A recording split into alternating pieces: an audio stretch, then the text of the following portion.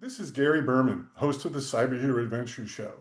Today's guest is David Shedd, one of the most experienced intelligence leaders to ever serve the United States.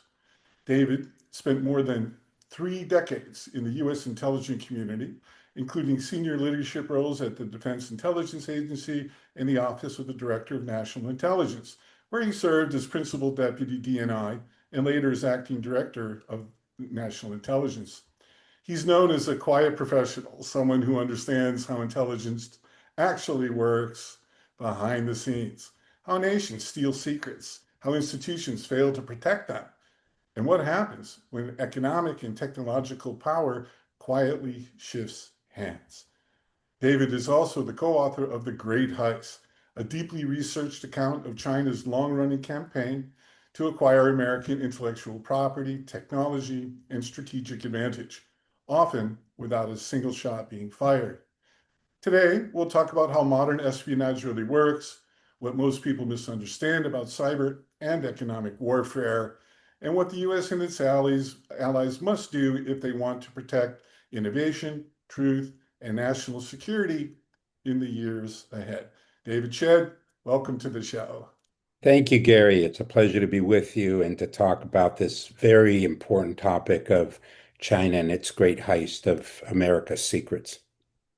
Indeed. So we'll start diving into that by, I'd like to know, whatever you can disclose, specific methods has the Chinese, Communist Party, CCP, used to conduct its state orchestrated espionage campaigns against the US and our allies? Gary, I think it's important for you and your audience to have a little bit of the context before I get to the heart of your question, which is profound and complex in terms of where we are today with the grand larceny of our trade secrets by the Chinese Communist Party. That background goes back to the spring of 1984 when Deng Xiaoping, coming out of the Cultural Revolution in China under Mao, really set a course that Xi Jinping today, as China's leader, is really pursuing. And in that speech to a Japanese audience, Deng Xiaoping laid out that China was going to pursue a single party state. Of course, he called it socialism. We would call it Marxism, communism, as a single party, and that would be the Chinese Communist Party, i.e., no democracy. I mean, this would be a party that today numbers somewhere between 80 to 100 million out of 1.4 billion people. It's tiny relative to the size of the entire population. But then he said something else very importantly. In that speech to this Japanese audience, he said, and China will simultaneously coexist with managed capitalism. Now, for those who may have Mandarin, you know it's a very flowery language. It's very difficult to interpret, but the interpretation by those who, and I'm not a fluent Mandarin speaker or user of the language, but I will say that those who are can go back to that speech and really describe it as seminal in setting the course on which then China went on to be where it is today.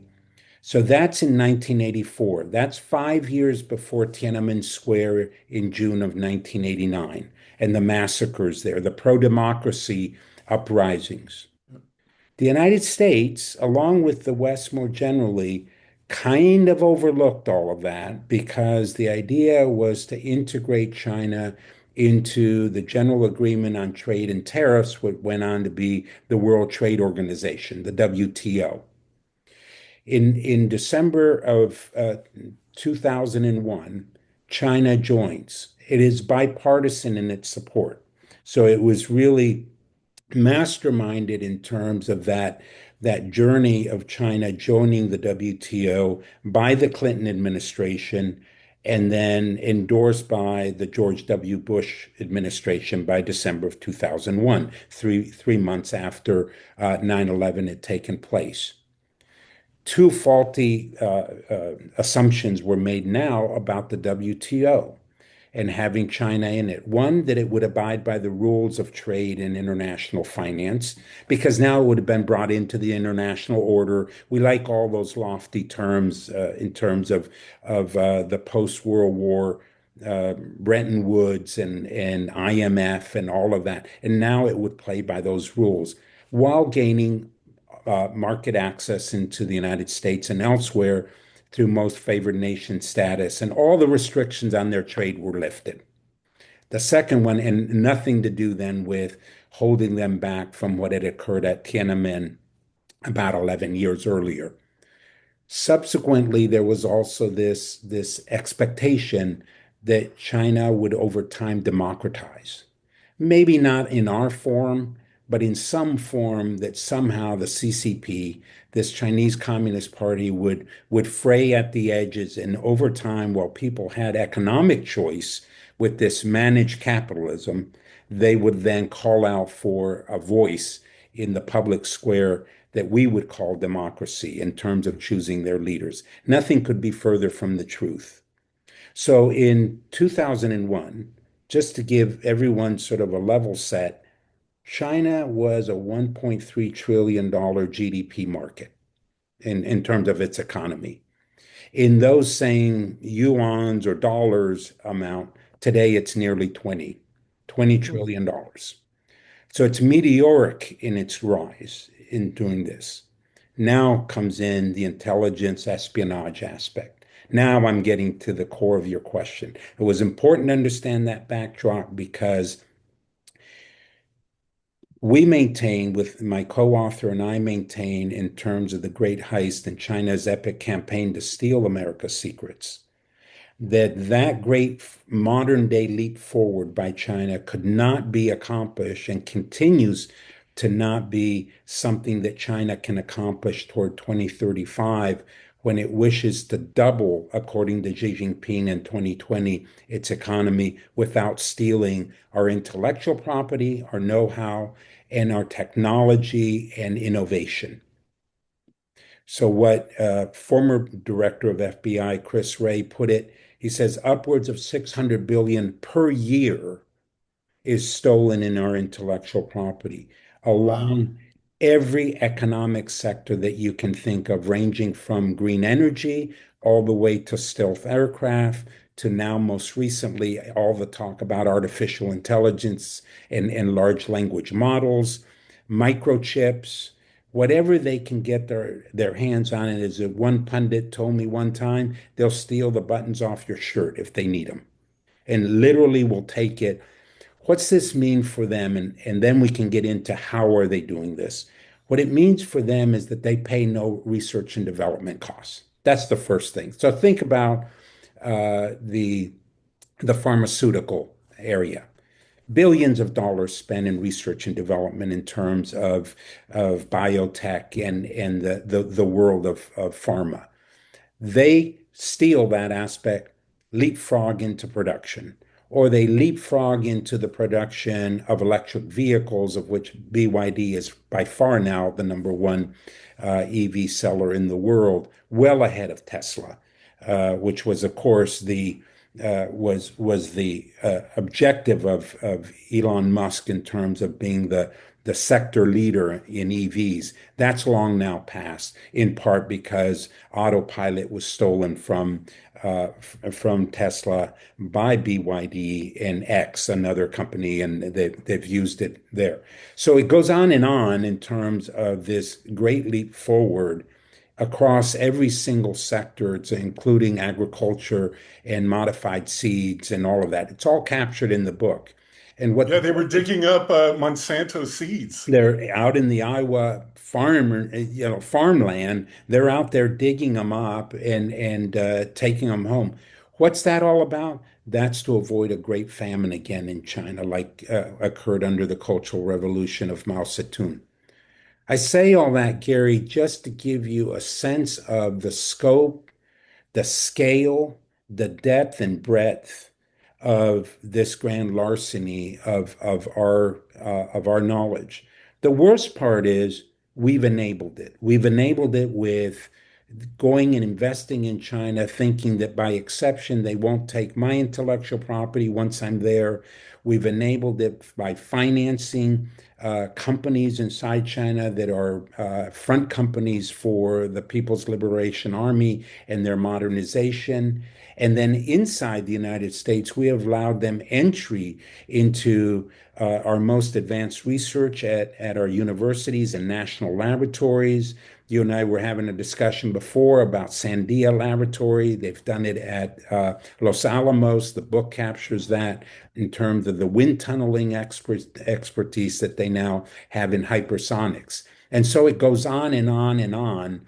And then they have the modalities of how they do this, everything ranging from cyber capabilities of extracting the data all the way to human penetrations, recruitments that they make, insider threats, and all of that that corporate America needs to be aware of. So, long introduction to your original question, but I think level setting that was an important thing for your audience. No doubt about that. And so, how do you define in the book, the great heist? Is it primary? I know it's all three, but is it primarily economic or technological, strategic, or all of the above?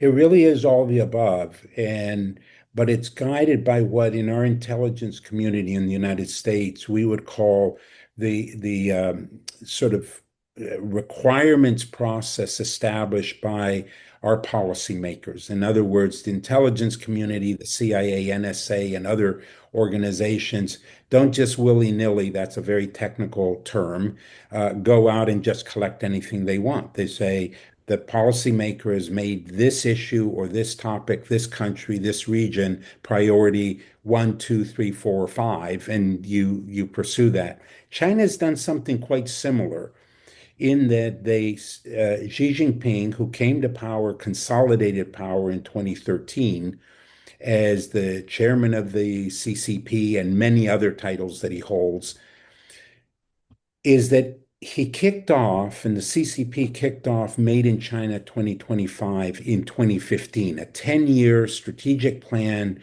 with 10 objectives in terms of technologies and capabilities that they wanted to advance on in their great modern day leap forward.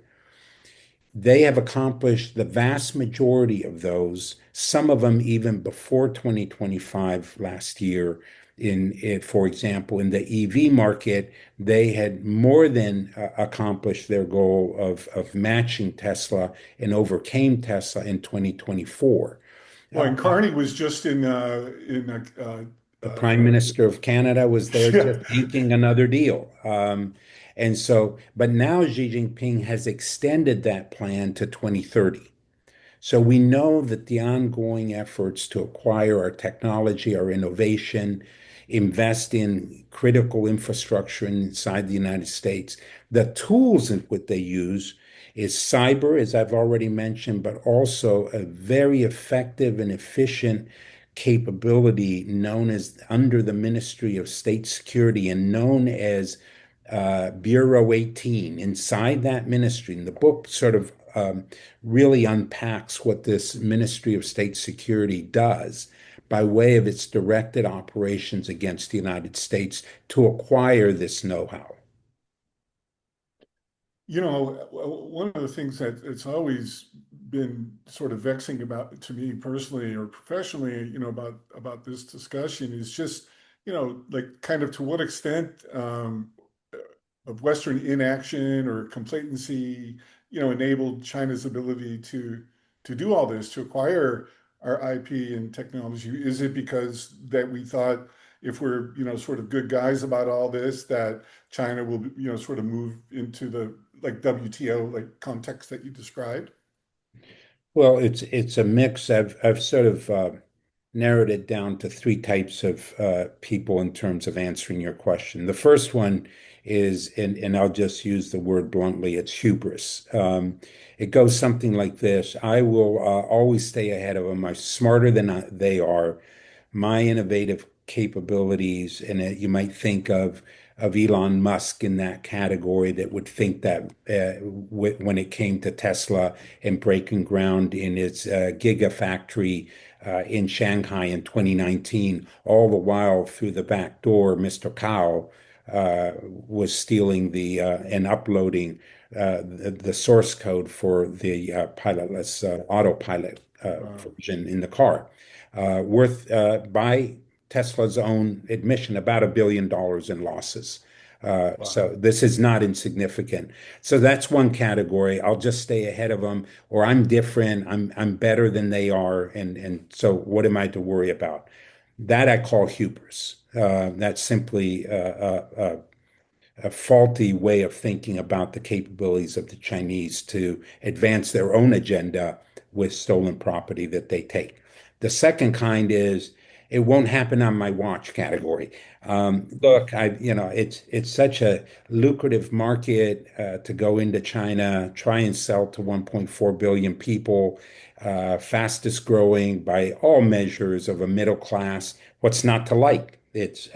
But it won't happen on my watch. I know they do these bad things, but that's sort of the cost of doing business. I may not stay ahead of them, but I've got market access, and my quarter-on-quarter earnings will reflect that, and I'll get by with it without it collapsing while I'm doing it, and they steal my secrets to the point that they replicate it, and I'm out of business, but not on my watch.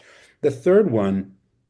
I think this is the a targeted audience for the book as well. And this audience is one that um, they see headlines about this, but they don't really understand it. They go, "What's this about Mr. Ding and Google being prosecuted, and he stole some source code for applications with graphic processing units. I don't understand it." And they see what China is doing is kind of one off while they're at Walmart buying apparel made in China. And it doesn't resonate. They're not in love with the fact that China does this. They think they do some bad things, but they have no idea of the enormity of this of the heist that we're talking about, which this book then really presents as an arc over time. That third category is what I call the naivete one. It's the one who just isn't well enough informed. And if they read the book, they go, and I've had these kind of reactions, they say, I had no idea that it was like this. They don't have hubris, they don't, not on my watch, but it's that third category. So those are kind of how I see the general reaction to this story.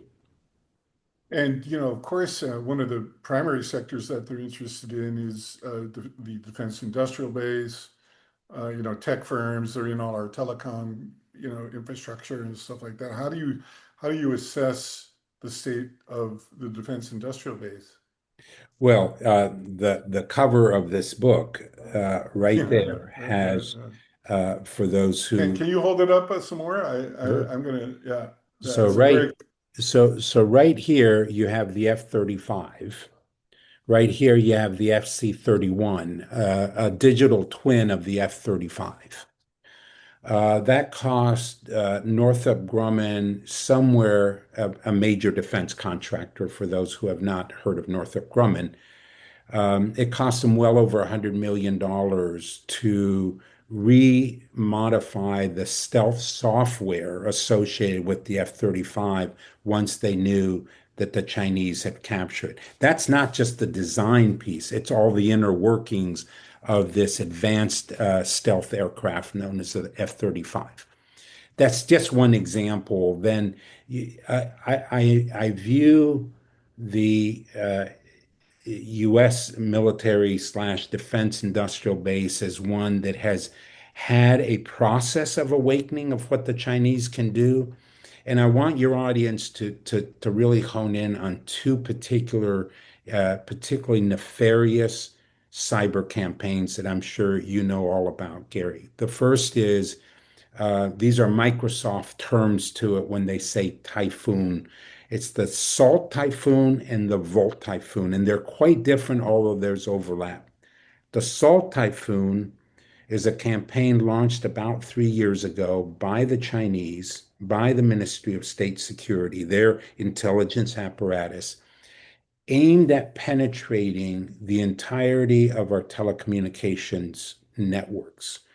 And it is the metadata piece of it. It is the uh, organizational piece around the fiber optics and having embedded capabilities there, I not don't know if you just could in the hear that. United States, but 80 countries. Forgive 80 the countries. interruption. Wait 1 second. Yeah. I don't know if you heard that sound, David, but that was my head exploding. Oh, yeah. Sorry. Well, no, and then it's in 80 countries. So this is not just the United Wow, I States. didn't know that. So then Volt Typhoon is quite different. Volt Typhoon, think of it as having cyber kill switches. Volt Typhoon will sit there, and when they want to disrupt our infrastructure, think of our water supplies, think of our electric grids, think of infrastructure, they're able then to attack it. How you'd have to get into the classified world, which I obviously cannot do. I don't know like what would trigger it. I don't know what our defenses have been put in place now to counter Volt Typhoon. But these two are one of the most insidious campaigns launched by the Chinese into both versions are infrastructure because telecommunications obvious, but it's directed at the telecommunications in when you hear Salt Typhoon. That's the best description. Now, my subject matter experts in cybersecurity, and you're one of them, may know that there are 7 other campaigns in the works by the Chinese. It doesn't end with just those two. And so I really want to highlight those as really being absolutely critical in terms of what the Chinese are doing in this great heist as well. No doubt. Such important and useful context. What about human intelligence, regarding China and us, and how would you assess, to whatever you can Sure. disclose?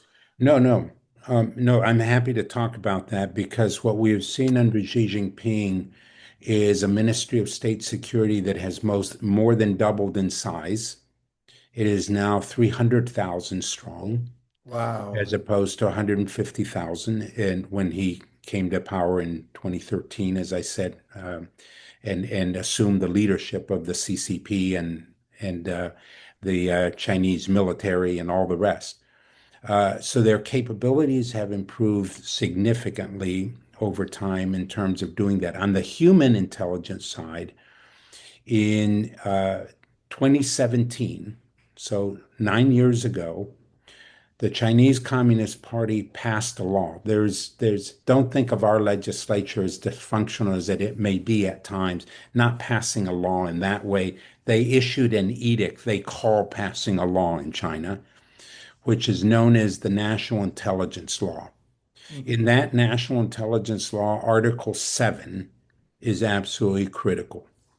That law requires, and in that article, requires that every Chinese citizen at home and abroad, and every Chinese entity, think of every business that has a Chinese moniker to them in ownership, is required to support the CCP when called upon.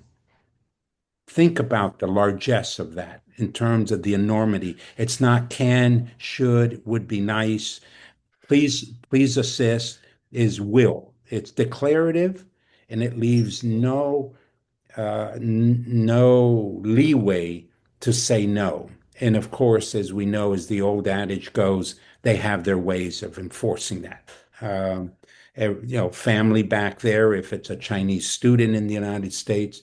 But let me be very clear, Gary. I'm not saying every Chinese student in the United States is a spy, but I will say everyone can be called upon by the CCP and by law, their law, they must cooperate. Wow. unless they choose not to and suffer the consequences. Obviously, that's the other option. But obviously, the duress on any Chinese citizen at home and abroad in every so when you think of TikTok and even a 20% ownership by ByteDance, the parent of TikTok, their ability to control not only the algorithms on the data of a still partially owned Chinese company is that ByteDance has no option but to cooperate with the Chinese government slash Chinese Communist Party, which is the government. Remember, it's the single state that Deng Xiaoping talked about. So there is no leeway to say no. Well, That's why how I did don't they, like the how deal did, on TikTok. yeah, I mean, so let's just stay on that for a second. How do we get the deal done with Oracle and all that? I mean, with this knowledge, I mean, like, how could they have done that? Well, to me, it's this whether again hubris, naivete, or some combination thereof Or not that on my you watch, like you were or saying not on my earlier. watch Yeah. is we have a TikTok that will continue to still generate the algorithms.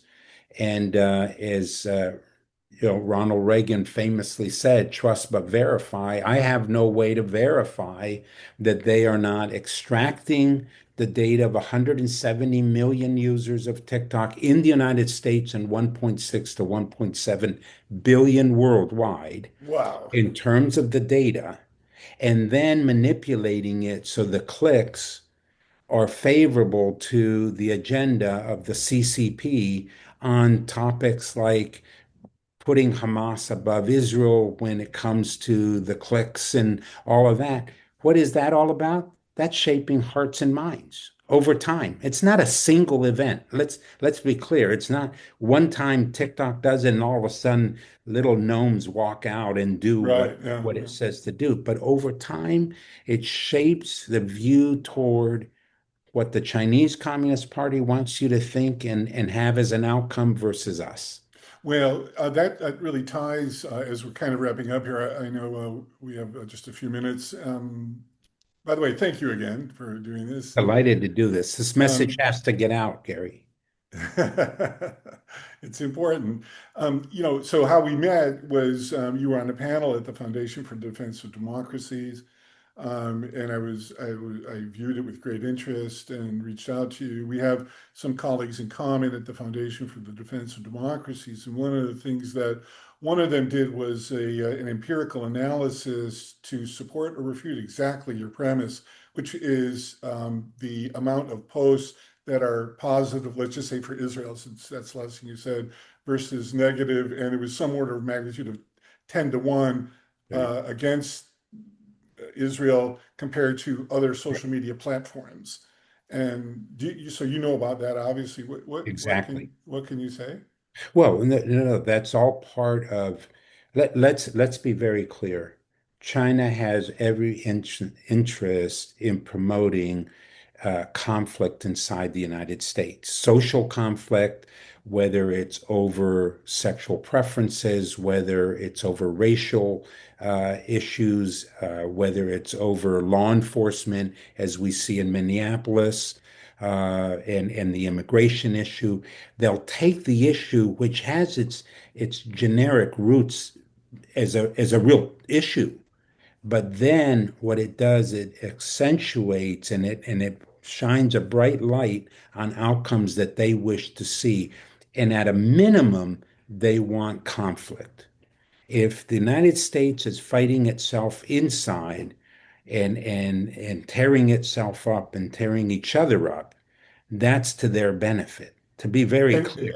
I mean, didn't Lincoln, I think, we can have a democracy if we can keep it. I'm not sure if that was Lincoln, but a famous Yes, president. yes, exactly. Yeah, And we have to fight to save that democracy. that's But as right. Reagan Yeah. said, it's always just one generation away from losing it. Wow. And that's the sort of thing that concerns me deeply, because these capabilities, I might add, we would have never allowed the Soviet Union this kind of access in the United States. But because, as I said on that FDD panel, that the FDD itself was saying in the questioning, we're so intertwined that it's very difficult to unwrap us in the sense of our codependencies.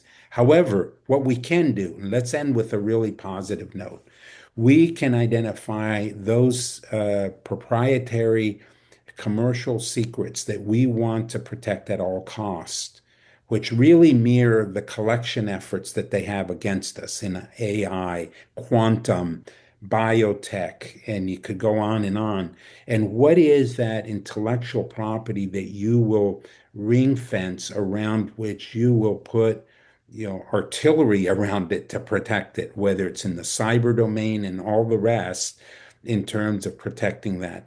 Then, what is our whole of society response to this economic warfare that China has long ago launched against us? And no end in sight, by the way. This isn't that Yeah. somehow we're now at a truce. And when President Trump goes to Beijing, if that trip materializes in April or thereabouts, there is no certainty in my mind that anything that the Chinese commit to do, they will actually follow through by way of positive action. We already have them, Xi telling President Obama they would stop their cyber attacks.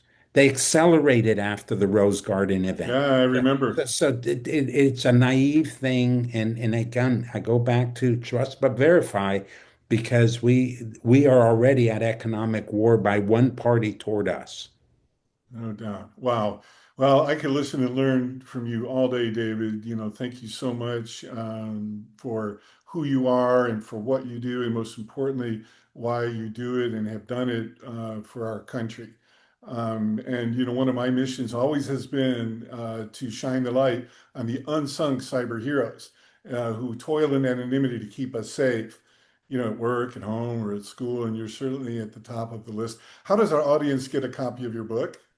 So it's on Amazon. It's at HarperCollins, the publisher, and it's at your local bookstores as well. I've seen them in multiple Barnes and Nobles and that, Great. but Amazon's probably the easiest one. And I would hope that your audience doesn't receive a blank copy, because the Chinese have actually gotten into the supply chain and sent out literally blank pages to the book. Oh my God. Yeah, and Wait. I want to get a screenshot of that if you don't mind, because I'm going to use that for the cover of the show. So yeah, just hold it up. No, I want to see your face also if you don't mind. There you go. Got it. Oh my God, they sent out blank blank copies of the blank book copy. on the Yeah. inside. Yeah, and if you go to Amazon and see the reviews, there's a couple of complaints, whether bot created, I don't know, about how they were heisted into getting a blank copy. Obviously, anybody that got one that wanted the words version could get it replaced. That was yeah, they got it fixed. These Listen, were man, friends of mine that got them. David, I've done over, I don't know, 300 interviews with some of the smartest people in the world about everything from, basic cyber hygiene to post-quantum cryptography or whatever. This is the most unusual thing I think I've ever heard. Yep. Yeah. And wow, well, I'm sorry that happened. The flip side to that is at least I think your voice matters. Exactly, because as the subheading says here, the story the CCP does not want revealed, doesn't want you to know, is in this Wow. book. And Wow. so I highly recommend it. It's on Amazon and elsewhere, wherever books Yeah, are sold. for sure. And do you want people to contact you? Certainly on LinkedIn they can. And when you post this or whatever you Okay. do Yeah, as yeah, well, for by all sure. means. So it's David Shedd, Shedd, Correct. just so everybody knows. Well, I'm going to say it again because it's really true. On behalf of a grateful digital universe, really, David, thanks for who you are and for what you do and why you do it. And I'm really lucky to have met you. Likewise. And I look forward to seeing you soon. Thank you Uh, again for inviting me. have a great day. Take care. Bye bye.